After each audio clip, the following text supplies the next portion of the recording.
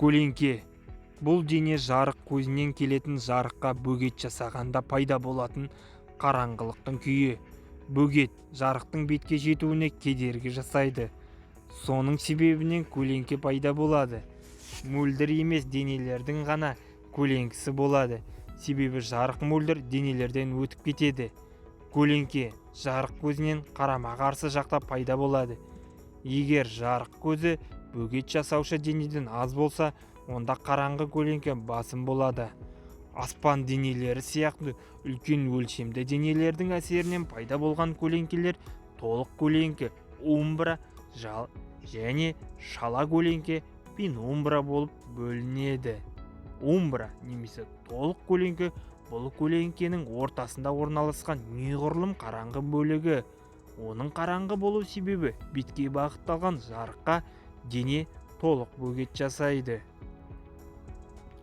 Пенумбра немесе шала көлеңке бұл көлеңкенің жарығы бөлігі. Ол жарық бөгет болған денеден өтіп бетке жеткенде пайда болады. Сонымен бірге жарық көзі толық не жартылай жабылған кездегі ауданды шала көлеңке деп те атауға болады. Яғни толық көлеңке шала көлеңкенің түрі болып табылады. Кейде көлеңкенің үшінші бөлігінде байқауға болады. Оны антумбра деп атайды.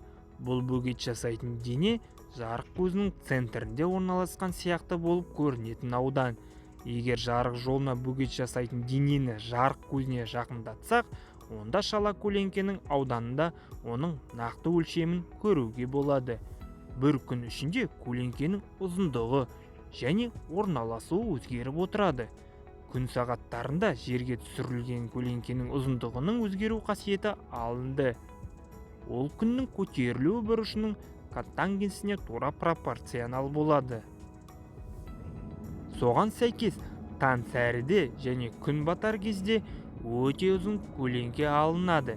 Себебі бұл тәулік уақытында 0 бұрышы 0-ге тең болады. 0 бұрышы 90 градусқа тең болған кезең тал түстік мезгіл. Күн тура төбеде, яғни зенитте болады. Көлеңке тура дененің астында пайда болады. Тәуліктегі ең қысқа көлеңке осы уақытта алынады. Егер жарыққа бөгет жасайтын денеден жарық көзіне дейінгі арақашықтық артық болса, онда алынған бейненің өлшемі үлкен болып көрінеді. Қозғалыстағы денелердің де көлеңкесі болады. Олардың өлшемдері сол қозғалған дененің қозғалу ұзындығына пропорционал түрде жылдам артады.